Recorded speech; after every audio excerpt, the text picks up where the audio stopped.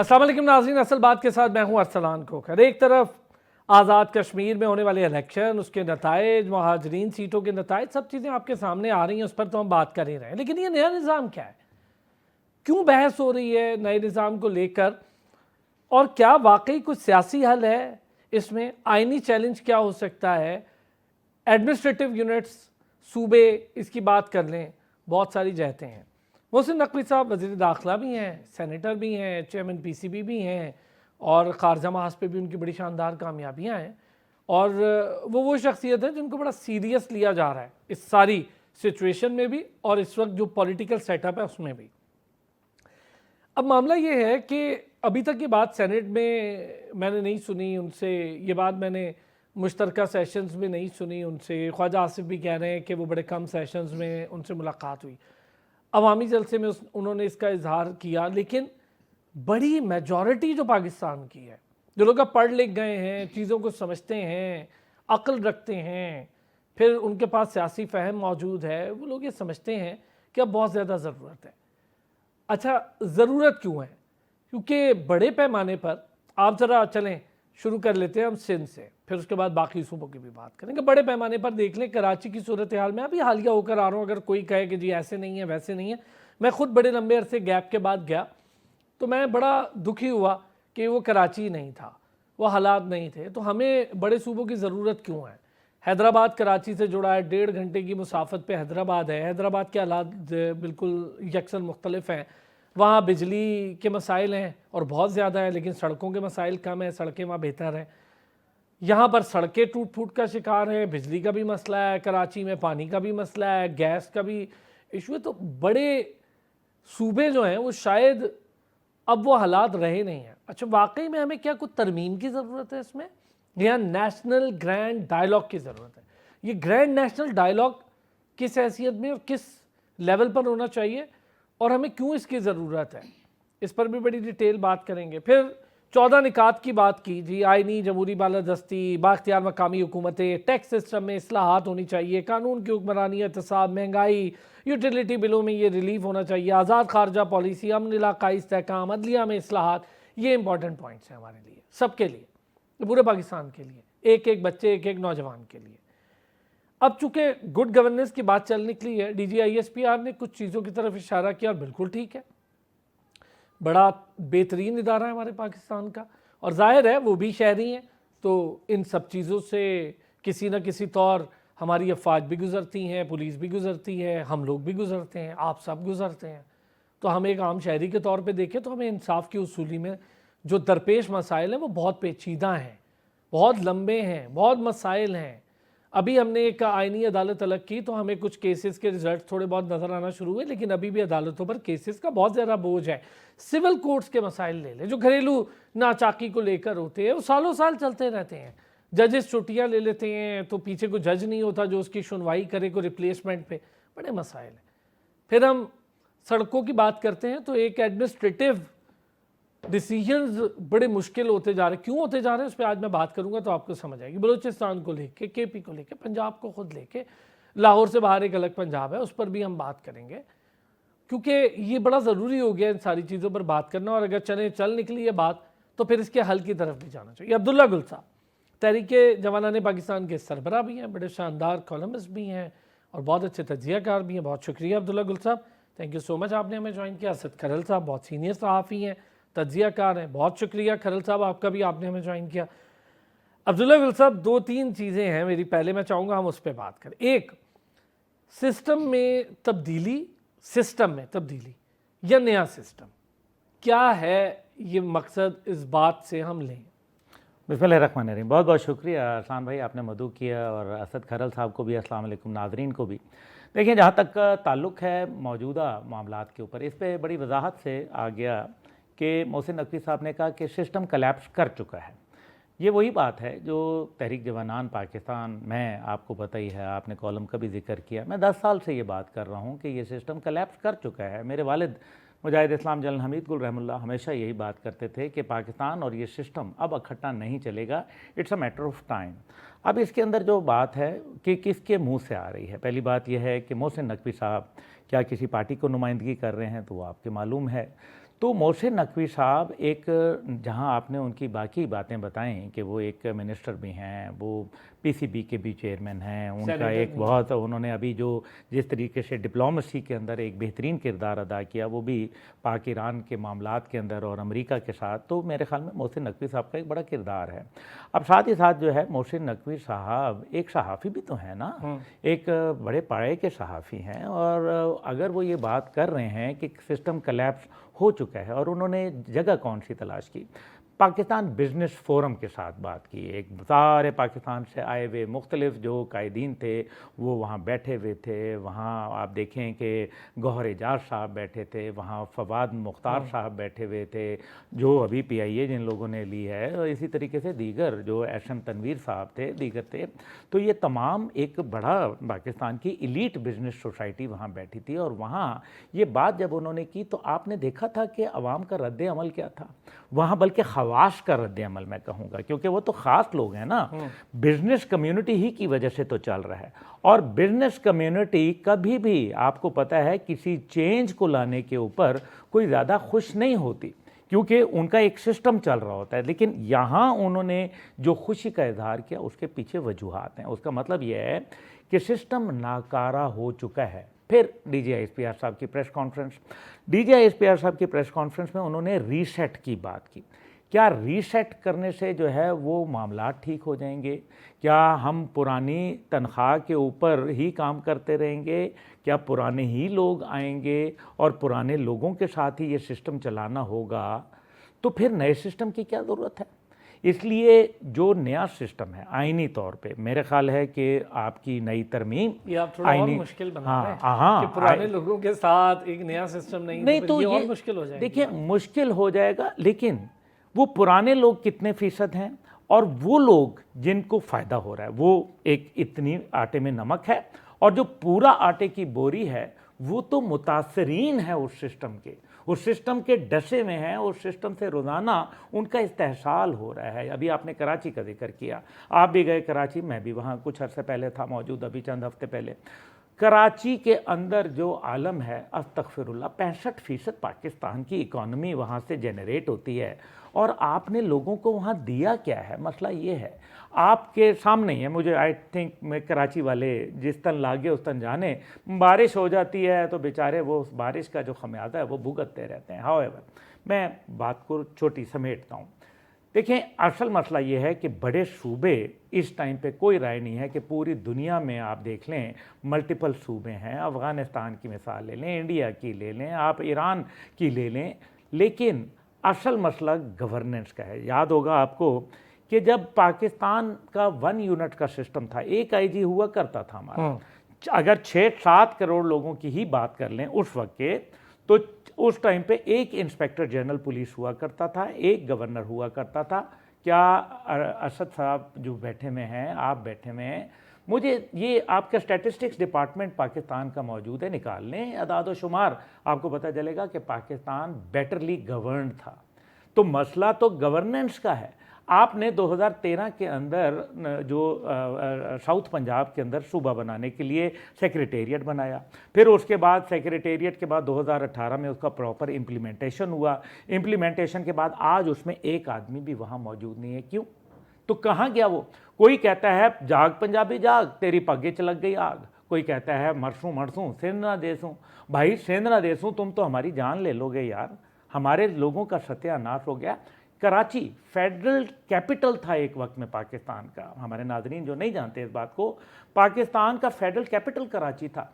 तो आज federally administrated क्यों नहीं हो सकता? ये है वो चंद चीज़ें। तो अगर मोहसिन नकवी साहब ने ये बात कही है तो मेरे ख्याल में ये पूरी पाकिस्तान की एक डिमांड है, पूरे पाकिस्तान की ख्वाहिश है। हाँ, क्या मज़ीद सूबे ला के और उनके अंदर गवर्नेंस का मौजूदा निज़ाम चलाते हुए आप बर्बादी की तरफ जाएंगे या खैर की तरफ अच्छा, अब मैं आपके साथ ये जो आप कह रहे हैं ना कि ठीक है, अब नए सूबे और मौजूदा निज़ाम, अगर नए सूबे भी बन जाते हैं इसी निज़ाम के तहत तो क्या फ़र्क हमें नज़र आएगा? खरल साहब, पहले तो ज़रा, क्योंकि आप देख रहे होंगे कि राना सनाउल्लाह भी कह रहे हैं जी इसी सिस्टम में 30 साल सफ़र की बजाय 3.5 साल में सफ़र कर लिया। ख्वाजा आसिफ साहब भी यही कह रहे हैं कि जी मोहसिन नकवी साहब कई मामलात में वज़ीर आज़म को जवाब दे नहीं है।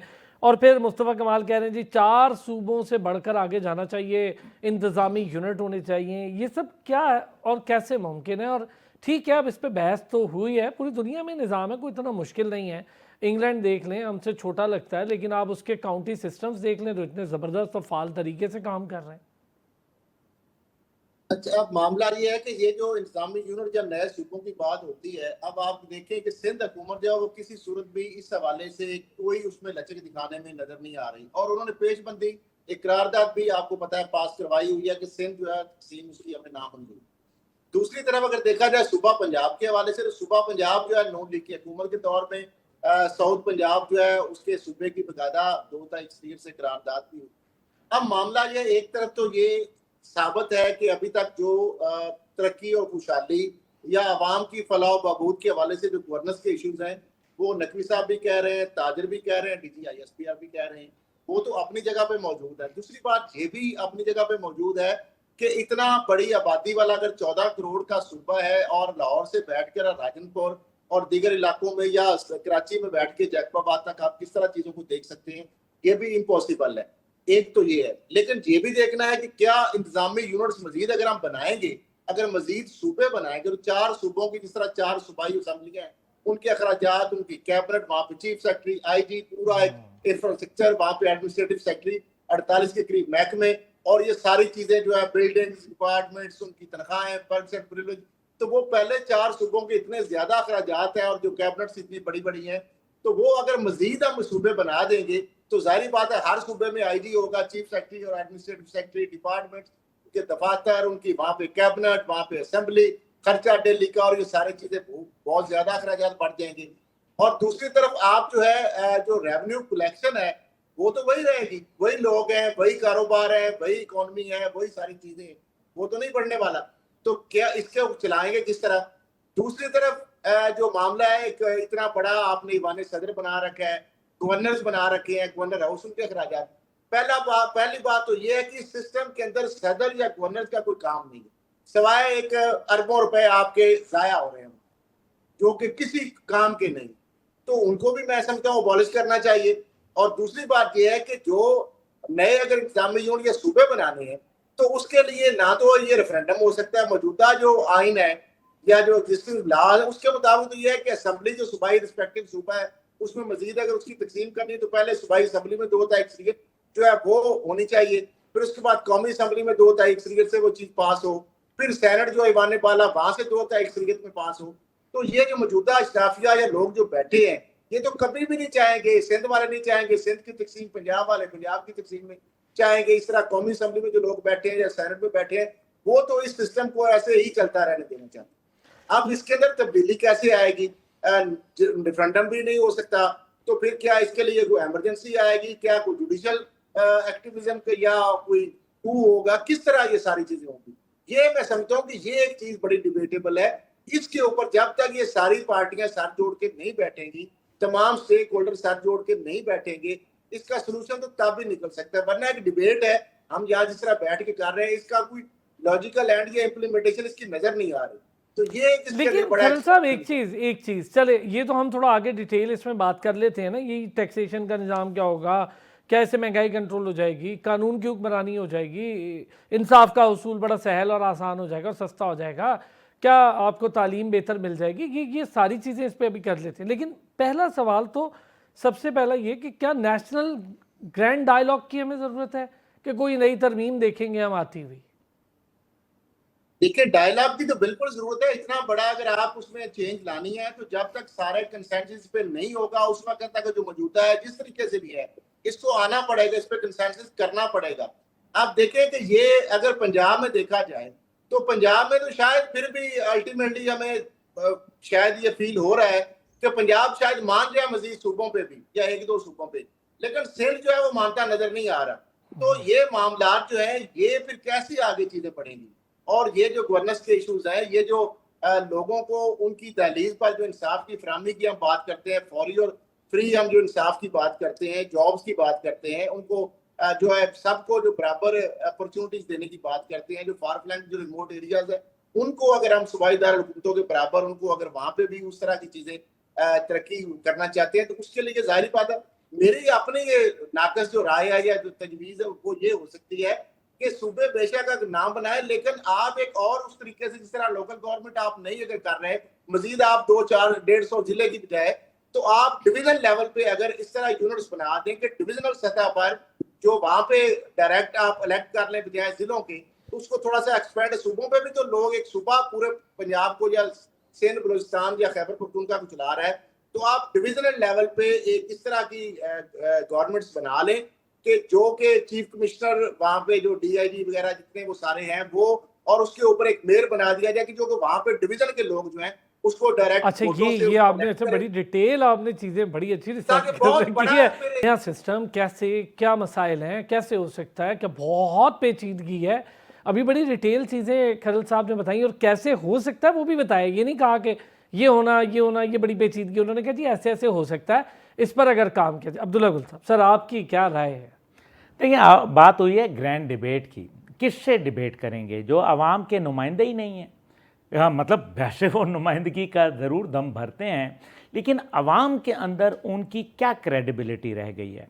अगर उनकी क्रेडिबिलिटी होती तो एक नए सिस्टम की बात क्यों होती, क्यों ये कहा जाता कि ये सिस्टम कलैप्स कर चुका है।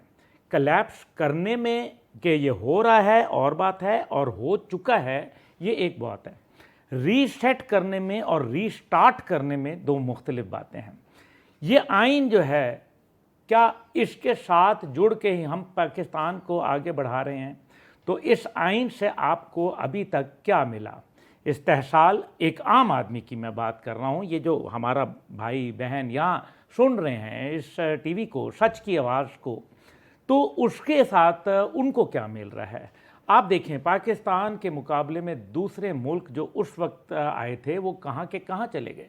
शुरू में पाकिस्तान की तरक्की का रेशो देखें आप, 91 तक पाकिस्तान का ऑलमोस्ट 6% ग्रोथ रेट था। अब क्या नज़र लग गई इन चंद सालों के अंदर, तकरीबन 36 सालों के अंदर? आखिर ऐसा क्या हो गया भाई? इसका मतलब यह है कि there is something seriously wrong with the system. System के लिए पाकिस्तान की कुर्बानी नहीं दी जा सकती, अलबत्ता पाकिस्तान के लिए सिस्टम की कुर्बानी देना पड़ेगी। आप आईनी तरमीम लेके आएँ या आप एक नया सोशल कॉन्ट्रैक्ट लेके आएँ, आवाम आपके साथ खड़ी होगी। मैं ज़रा एक चीज़ और भी इसमें गुजारिश करता चलूँ।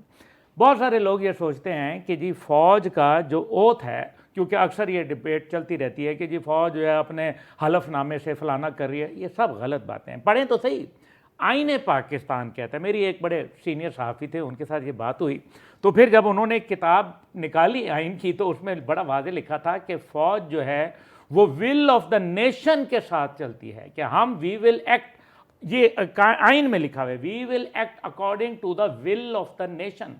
और जबकि गवर्नमेंट सर्वेंट्स के लिए ये लिखा हुआ है कि we will act according to the will of the government. ये बुनियादी अरसलान साहब फ़र्क है। अब इसके अंदर विल ऑफ द नेशन क्या है? क्या आवाम इस सिस्टम को सपोर्ट कर रही है?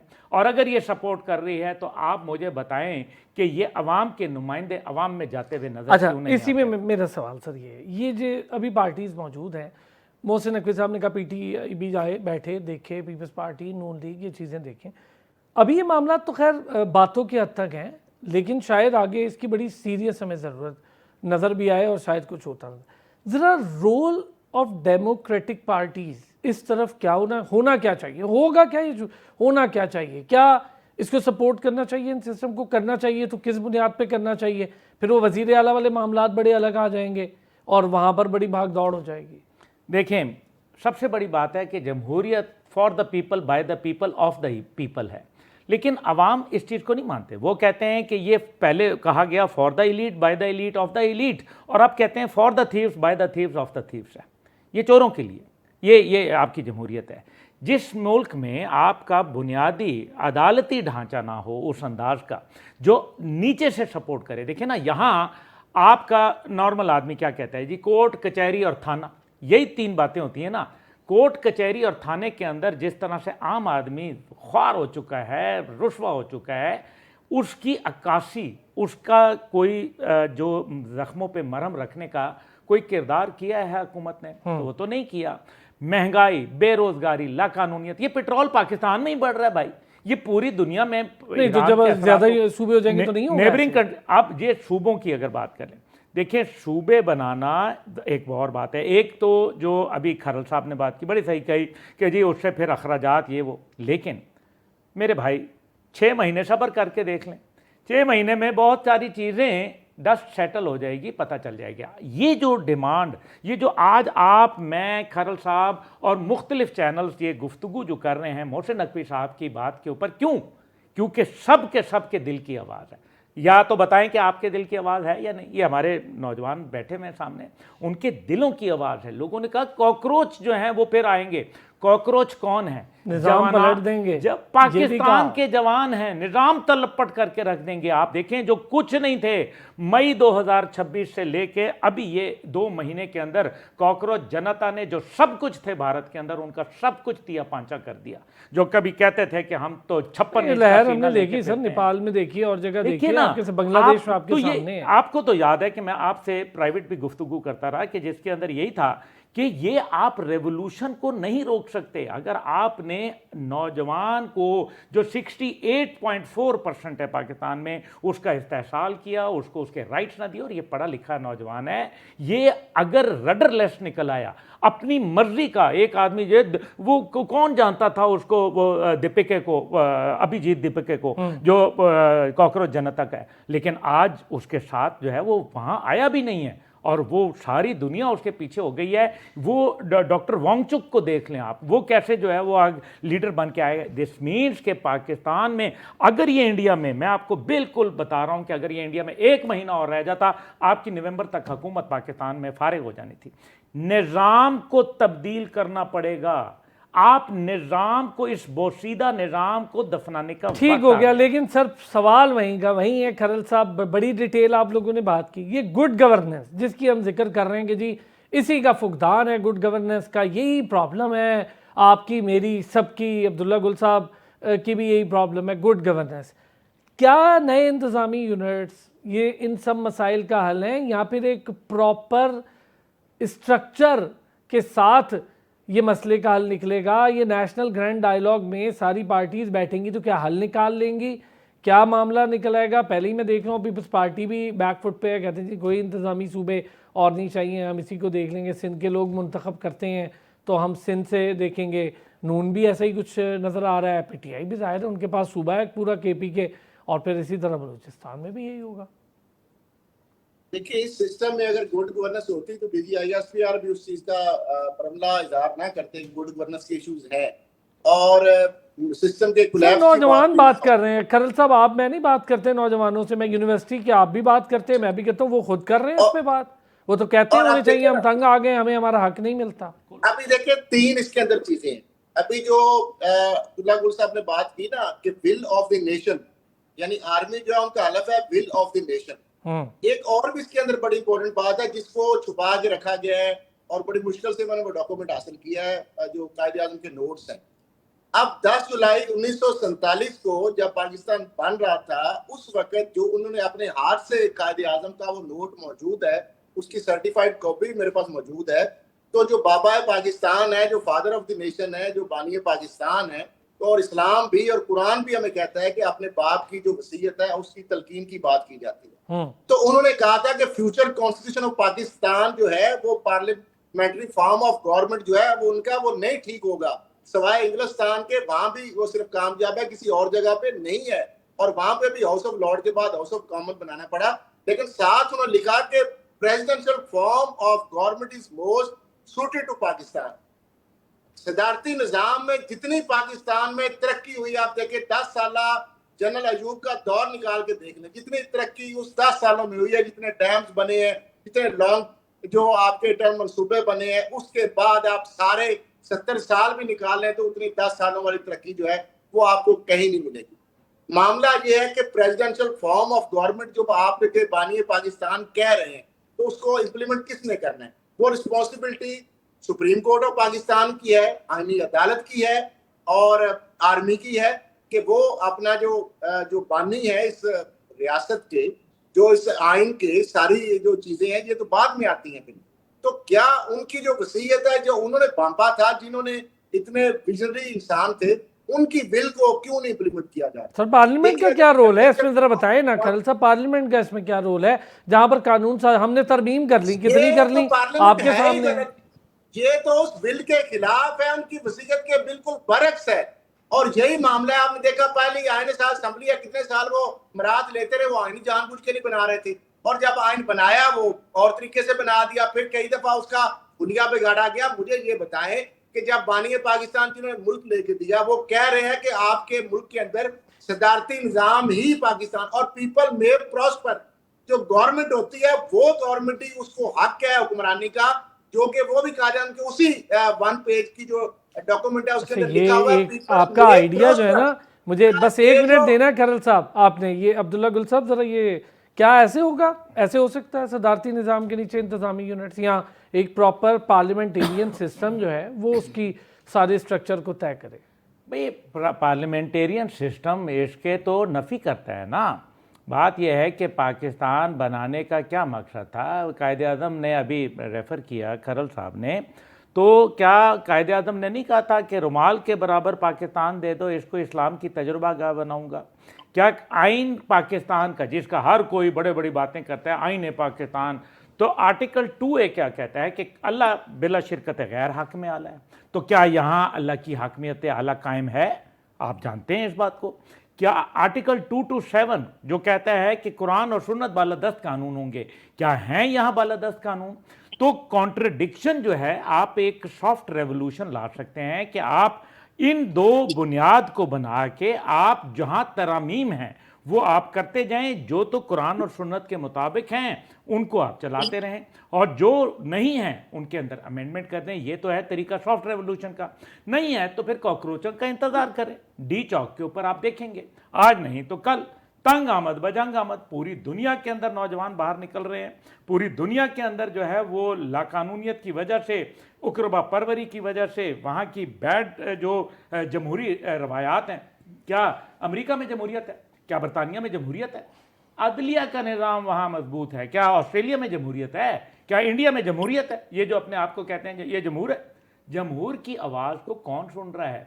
यही बात है कि जिस मुल्क में इंसाफ नहीं होगा वहाँ अमन नहीं आएगा, और जहाँ अमन नहीं होगा वहाँ खुशहाली नहीं आ सकती। तो इनका तीनों का चोली दामन का साथ है। बुनियादी तौर पे हमें ये देखना है कि पाकिस्तान के अवाम आखिर ऐसा क्यों सोचने पे मजबूर हैं, क्यों आज हम ये सच न्यूज़ के ऊपर बैठ के ये प्रोग्राम कर रहे हैं? क्योंकि ये अवाम के दिल की बात है, और ये अगले कई महीने यही सब्जेक्ट चलेगा। उसकी वजह यही है क्योंकि ये एक बात की गई है जिसका बुनियादी मकसद ये है कि देयर इज़ अ वॉइड, एक वैक्यूम है। उस वैक्यूम को बेहतर यह है कि हम एक सोचे समझे स्कीम के जरिए, एक सोचे समझे नजरिए के जरिए उसको फिल कर लें। अच्छा, नहीं है तो फिर आप चूंकि वक्त देखेंगे इस सेगमेंट का थोड़ा कम होगा, मैं खरल साहब से पहले लूंगा, अब्दुल्ला गुल तो हमारे साथ रहेंगे। खरल साहब, पॉलिटिकल सिस्टम जिसका मैं आपसे सवाल कर रहा हूँ, आप तो इन सारों को कवर कर रहे हैं ना, सालों से मिलते हैं, जान क्या उसमें एक्सेप्टेंस है इस नए निज़ाम को, या जो हम तब्दीली कह रहे हैं या रीसेट, जो भी इसकी एक्सेप्टेंस है? देखिए, जो पुराने सिस्टम या मौजूदा सिस्टम के बेनिफिशियरी हैं वो तो कभी नहीं चाहेंगे। मैं तो बल्कि इससे आगे बढ़ के कहता हूँ ये सूबे भी खत्म होने चाहिए और सूबों को भी डिवीजन लेवल पे आप तकसीम करें और सारे डिवीजन का कंट्रोल वफाक के पास हो। देखिए, जब वफाक ने सारे कर्जे गैर मुल्की लेके सूबों को दे देने और सूबों ने लैलतुल में डाल देने, और सारा कर्जा जो है, रियासत हमारी कमजोर हो रही है, हमारे सूबे जो है उनकी हुकूमतें यानी सूबे कमजोर हो रहे हैं, और चंद जो अशराफिया चंद लोग जो हैं उनको मजबूत करने के लिए, उनके अरबों डॉलर के इधर और बाहर असासे बनाने के लिए सारा वफाक पैसे मुल्कों से कर्जे लेके इनको दे रहा है। रियासत हमारी कमजोर हो रही है, हम कर्जे पे कर्जे दे रहे हैं। मामला यह है कि सारे डिविजन हो और डिवीजन के ऊपर एक सदारती जो सिस्टम हो। ये बड़े बड़े जो मिनिस्टर्स और जो स्टेट मिनिस्टर और ये कैबिनेट और ये सारे जो चीफ मिनिस्टर के सारा जो असेंबलियां और ये खर्चा सारा टेक्नोक्रेट्स हो, जो जिस सूबे में जो एक्सपर्ट हो उसको मौका दिया जाए। एक हमारा पैसा भी बचेगा, आगे लॉन्ग टर्म मंसूबे भी बनेंगे। ये जो स्टैंड पॉलिटिकल होते हैं, ये जो मुख्तलिफ कॉस्मेटिक्स जो प्रोजेक्ट्स आ जाते हैं, तो उससे आप देखें कि क्या फायदा क्या होता है। आज देखिए अवाम जो है कहाँ पे खते गुर्बत से नीचे कितने लोग हैं। एजुकेशन का कौन सा बेहतरी कर पाए, हेल्थ के अंदर कौन सी हम रिफॉर्म ला पाए। तो मामला ये है कि जब तक ये सिस्टम जो रीसेट, यही होता है ना कि नए सिरे से रीसेट, जो अगर वही चीज जो रीसेट वाली बात, रीसेट में ये मकसद ये है कि नए सिरे से यानी जीरो से आपने स्टार्ट करना है इस चीज को। जो आप ये चीज जो है ये तो साबित उनके अपने कैबिनेट मिनिस्टर जो इसकी गवाही दे रहे हैं, नकवी साहब भी और भी कुछ मिनिस्टर आ रहे हैं कि बाकी ये चीजें जो है ये खत्म, अब नकारा हो चुकी हैं। तो मामला ये है कि इसके आगे फिर जो सोच होनी चाहिए, उसके लिए कौन सा रास्ता इख्तियार करना है, यानी क्या जो होना बात मैं चाहिए। आप लोगों से अखज़ कर रहा हूँ, बहुत ज़्यादा देर शायद इसी सिस्टम में रह के इसकी नफ़ी नहीं की जा सकेगी। आगे आने वाले दिनों में शायद इस पर बहुत सीरियस डिबेट शुरू, नेशनल ग्रैंड डायलॉग की तरफ चले जाए। क्या है, सारी पार्टीज बैठ के बात करें, समझ आती है, रिप्रेजेंटेटिव्स हैं आवाम जो चाहती है उस पर बात करें। मैं नौजवानों की कुछ मिसाल दी थी, बिल्कुल ठीक बात है, बहुत सारे नौजवानों से बात होती है इन चीज़ों पर। चलें, इस पर तो हम आगे भी बात करेंगे। असद खरल साहब, आपका बहुत शुक्रिया। अब्दुल्ला गुल साहब हमारे साथ मौजूद रहेंगे। एमनेस्टी इंटरनेशनल ये कहती है जी, मेड इन इंडिया इसराइल को असला और गोला बारूद की फरामी इंतहाई ख़तरनाक है। ये रिपोर्ट मैं नहीं दे रहा, एमनेस्टी दे रही है। उसने कहा जी, दिफाई बरामदात जारी रखने से भारत जो गजा में जंगी जराइम है उसका कानूनी शराकतदार है। हम ज़रा इस पर बड़ी डिटेल बात करेंगे, जिसका मैंने जिक्र किया था। बड़ी ख़तरनाक रिपोर्ट है ये एमनेस्टी इंटरनेशनल की। धमाका खेज मवाद भी दिया जा रहा है, जो 56,400 से जायद पुर्जा जात दिए गए। आप अंदाज़ा करें, ये वो हैं जिससे इंसानों को कत्ल किया जा रहा है, ये भारत खेप दे रहा है। और इसी तरह कुल खेप की अगर मैं बात करूं, 2,596 खेपें दी गई हैं इसराइल को ख़तरनाक हथियारों की। और अजीब सी बात यह है कि उसके अंदर फ़ौजी दर्जे के हथियार भी हैं और साथ ही दहशत गर्दाना इस्तेमाल के हथियार भी हैं। ये सब दहशत गर्दाना इस्तेमाल के हथियार हैं। क्यों इस पर बात नहीं होती पूरी दुनिया में, क्यों कानों पे जू नहीं रेंगती? इन सब चीज़ों पर बात करनी है मुझे आज बड़ी डिटेल। अब्दुल्ला गुल साहब भी हमारे साथ मौजूद हैं और साथ ही साथ हमें ज्वाइन किया है ब्रिगेडियर रिटायर्ड गजनफर अली साहब ने, सीनियर दिफाई तजियाकार हैं। बहुत शुक्रिया ब्रिगेडियर साहब आपका भी। अब्दुल्ला गुल साहब तो हमारे साथ मौजूद थे। ब्रिगेडियर साहब, पहले सर आपसे ज़रा, ये एमनेस्टी की रिपोर्ट ने तो बड़े होशकुशा इंकशाफात किए हैं सर।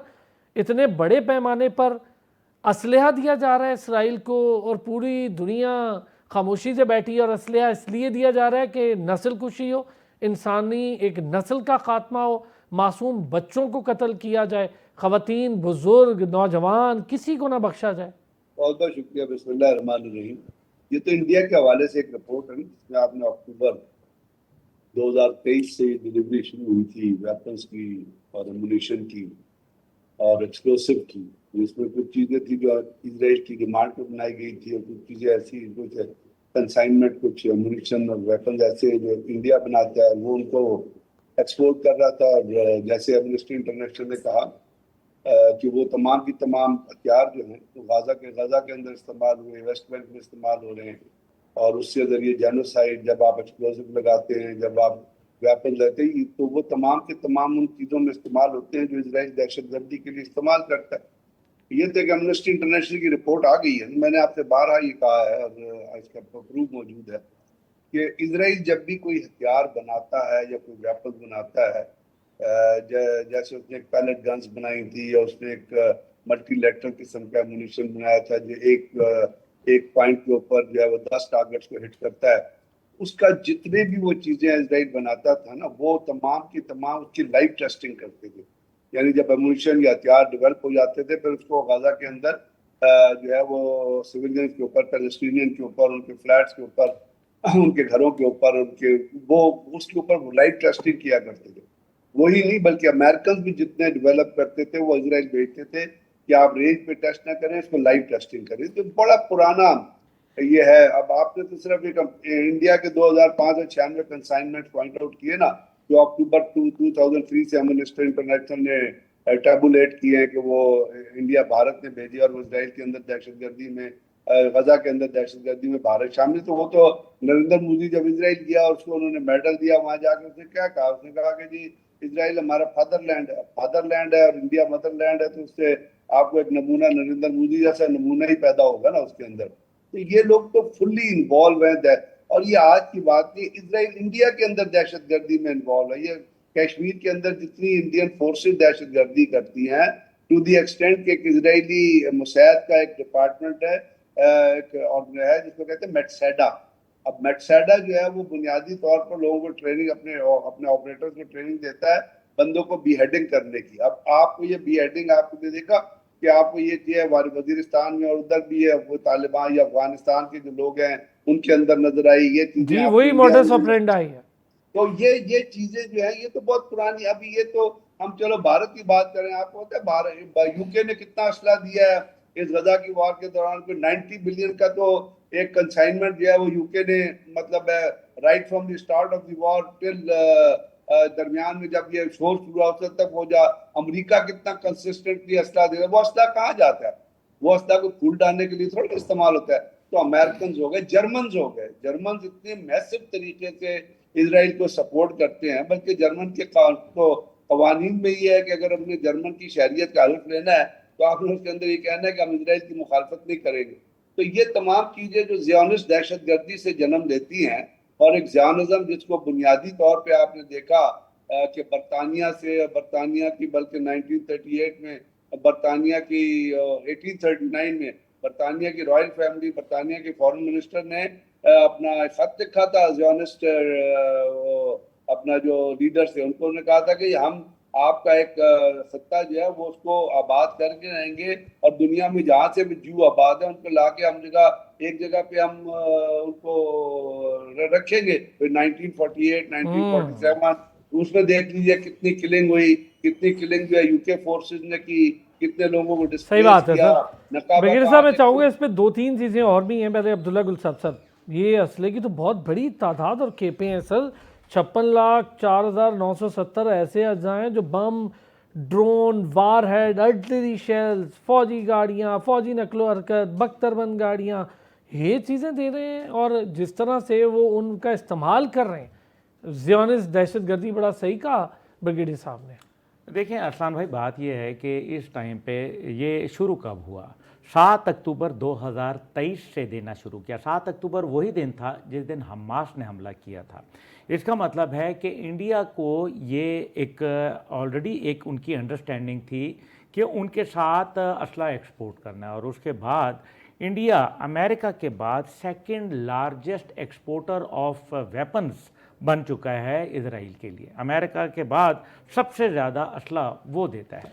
अच्छा, ये पूछ नहीं रहा अब्दुल्ला नहीं, ये बड़ी इंटरेस्टिंग बात है। देखिए एमनेस्टी की रिपोर्ट के मुताबिक $230 मिलियन का वो असला 2025 नवंबर तक दे चुके हैं। अच्छा, ये जो हम बात कर रहे हैं ना $230 मिलियन, ये हम बात कर रहे हैं ये जो 5,65,000 जो उन्होंने स्मॉल आर्म्स दिए हैं, जिसके अंदर 3,90,000 जो है वो मुख्तलिफ पार्ट्स हैं। इसी तरीके से ये जो ऑलमोस्ट जो 2600 जो खेपें उनकी गई हैं, शिपमेंट्स गई हैं, 2600 शिपमेंट्स गई हैं। अब आप अंदाज़ा करें। अच्छा, किस वक्त गई हैं? एक ऐसे वक्त में जब पूरी दुनिया सरापा एहतजाज थी। इटली जो डिफेंस डील थी उससे पीछे हट गया। उसने कहा कि जी मैं नहीं करूँगा। दुनिया थू कर रही थी, इसराइल के जेनोसाइड के ऊपर बात कर रही थी। लोग अपने वो पेड्रो सांचेज जो थे वो उन्होंने वहाँ से अपना एम्बेसडर बुला लिया।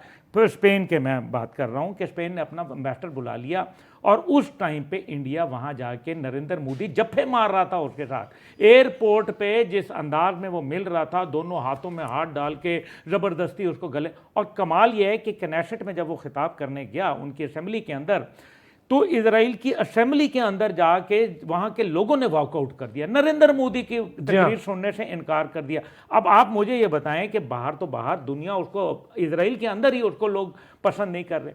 अब इसके अंदर फादरलैंड बनाना, उसको मदरलैंड बनाना, वो भी दहशतगर्द, तुम भी दहशतगर्द, तुम भी एक्सपोर्ट ऑफ टेररिज्म करते हो, वो भी करता है। अब इस सारे के अंदर एक चीज़ तो बड़ी सर जी, ये बताएं मुझे, ये बैनुल-अक़वामी अदालत इंसाफ हो गया और जो जेनेवा कन्वेंशन हो गए, फिर जो बैनुल-अक़वामी अदालत इंसाफ का जो फैसला था हथियारों की मुसलसल सप्लाई चेन, जिसके अंदर भारतीय सरकारी इदारे मुलविस हैं, प्राइवेट कंपनियां तो हैं, सरकारी इदारे मुलविस हैं, ये तो जेनेवा कन्वेंशन और ये सब कहाँ है? क्या हो रहा है? कुछ भी नहीं दुनिया में। कोई वो भारत ने भी ये सोच लिया कि इजराइल किसी भी जेनेवा कन्वेंशन, किसी भी कानून कायदे को नहीं मानता, क्योंकि उसको अमेरिका की सपोर्ट हासिल है। इसलिए उसने भी ये सोचा कि मैं भी कवा भी चलता है वो हंस की चाल, लेकिन वो पहली बात है वो हंस भी नहीं है, वो भी एक मेरे ख्याल में कव्वे ही हैं और ये भी कव्वे हैं, तो दोनों इकट्ठे हो गए। लेकिन इस सब के अंदर एक बात तो बड़ी वजाहत से नज़र आ रही है और वो ये है कि इनको अमेरिका की आशीर्वाद हासिल है और इसी वजह से ये जो मर्जी करके हर चीज़ रौंदते चले जा रहे हैं। लेकिन यहाँ एक बात है, यूक्रेन तो चलें एक यूरोप का है ना मामला, यूरोप के अंदर यूक्रेन को भी इन्होंने असला दिया और किसके खिलाफ? रशिया के खिलाफ, जबकि रशिया को ये अपना दोस्त मानते थे। हद यह है कि आज भी रूस के अंदर इंडियन फिल्में चलती हैं और इंडिया में रूसी फिल्में चलती वो तो हैं, उनके लेकिन पीठ में छुरा उसके घोंपा ना, कई बावजूद दफा। उनको असला सप्लाई किया ठीक। गया, तब भी ये वहां पकड़े मैं जरा गए। इसी फिर पे- इसकी जो है वो व्लादिमीर पुतिन ने वो रज के बेइज्जती की जयशंकर की कि उसकी तबीयत साफ कर दी और अच्छा, वैसे उसके बाद पूरी से दुनिया में इनके बेइज्जती ताल्लुकात करवा में भी चुका है, एक पूरी दुनिया खलल में ही आया। बेइज्जती करवा चुका है। अच्छा ब्रिगेडियर साहब, ये जो अब आलमी कवानीन और ये सारी चीज़ें और हम अदालत इंसाफ, जेनेवा कन्वेंशन, इंसानी हुकूक, बैनुल अक़वामी, ये सारे सिर्फ हमारे लिए रह गए? तो मैंने हम आप दुनिया की अगर हकीकतें देखें तो ये जितनी चीजों का आपने नाम ले रहे हैं ये सारी रिडंडेंट हैं as far as Israel is concern. और आपको पता है कि इजराइल ने अपना न्यूक्लियर पॉलिसी भी डिक्लेयर नहीं की है, दुनिया को ये पता नहीं उसके बाद न्यूक्लियर वेपन्स कितने, सारी आर्मी के पता है कि सारी दुनिया का आपको पता है कि उसके बाद न्यूक्लियर कैपेबिलिटी कैसी है, कन्वेंशन किसकी है, नॉन कन्वेंशनल कैसी है। लेकिन ये तमाम कवानीन जो हैं ये उन ममालिक के लिए हैं जो जिनको अमरीका, जिनके कनपट्टी पे अमरीका बंदूक रख के कह सकता है कि इधर माई वे और दी हाईवे। तो इसलिए जहाँ पे उनका इलीगल चाइल्ड है इसराइल, जो उनका नाजायज बच्चा है, जो बरतानिया का और अमेरिका का नाजायज बच्चा है, उससे कौन पूछेगा? वो क्या यूएनओ में पूछता है?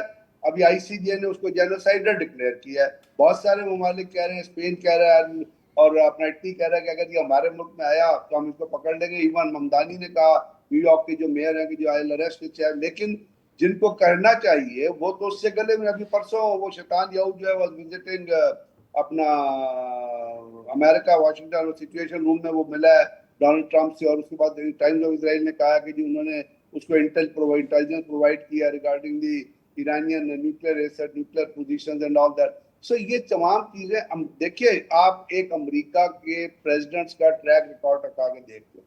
अमेरिका का बुश से लेके और उससे पहले जितने भी प्रेसिडेंट रहे हैं उन्होंने अपने दौर में किसी ना किसी मुल्क को तबाह बर्बाद किया। अब साउथ कोरिया शुरू हो जाए, वियतनाम से शुरू हो जाए और उसके बाद अब मुसलमान ममालिक देख लें कि इराक को किसने तबाह किया, सीरिया को किसने तबाह किया। जी ब्रिगेडियर साहब। और सीरिया को किसने तबाह किया। तो ये तमाम के तमाम जो अगर आप देखेंगे तो दहशतगर्दी का जो मंबा है ना, जो बेसिक पिलर है दहशतगर्दी को प्रमोट करने का, दुनिया के अंदर किलिंग करने का, लोगों पे जुल्म डालने का, ह्यूमन राइट्स वायलेशन, तमाम का तमाम का अमेरिकन प्रेसिडेंसी से निकलता है, जो आज डोनाल्ड ट्रंप जिसको रिपीट कर रहा है। बुश ने क्या किया?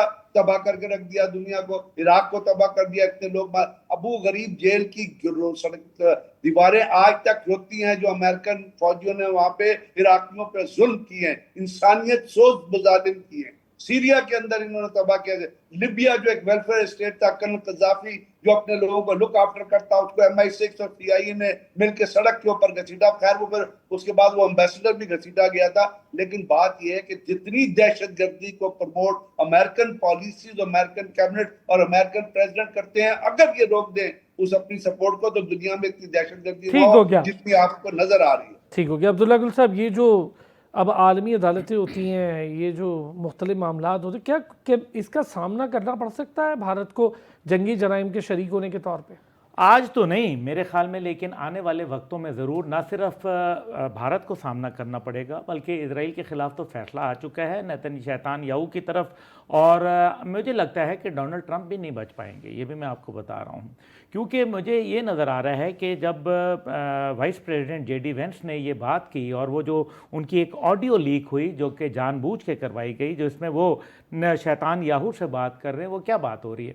वो कह रहे हैं कि तुमने तो ये बोला था कि 48 घंटे में, यानी कि वो ये बावर करा रहे हैं कि ये जंग अमेरिका की नहीं थी और according to the constitution of America अगर वो अमेरिका की जंग नहीं है और अमेरिका मेनलैंड को ख़तरा नहीं है तो फिर वो जंग जो वो नहीं लड़ी जा सकती। इसका मतलब यह है कि मुस्तकबिल में डोनाल्ड ट्रंप के लिए मुश्किलात आएंगी, क्योंकि वो हो गए, नेतन्याहू हो गया या नरेंद्र मोदी हो गया, ये तमाम इंसानी जराइम और ख़ास तौर पे जो ट्रंप ने वहाँ जो सिविल इंफ्रास्ट्रक्चर को नुकसान पहुँचाया, मीनाब की बच्चियों को शहीद किया, ये तमाम बातें जो हैं ये एक आने वाले दिनों में इनके गले का फंदा जरूर बनेगी, क्योंकि दुनिया में एक कानून तो फिर भी नाफिज है ना, उसका ऑल्टरनेट ये बात सालों बाद हुआ, लेकिन हमने देखा जैसे वाले मामला कि ये बात दुरुस्त है, मैं मानता हूं कि दुनिया में ये कोई कानून कायदा कुछ नहीं रह गया, लेकिन मैं कहता हूं फिर भी कम से कम एक चीज एक वक्त आता है, एक वक्त आता है। अब्दुल्ला गुल साहब, thank you so much. Brigadier retired Ghazanfar Ali साहब, आपका बहुत शुक्रिया। नाज़रीन, आपका भी बहुत शुक्रिया। फिर होती है कल आपसे मुलाकात, अपना ख्याल रखिए।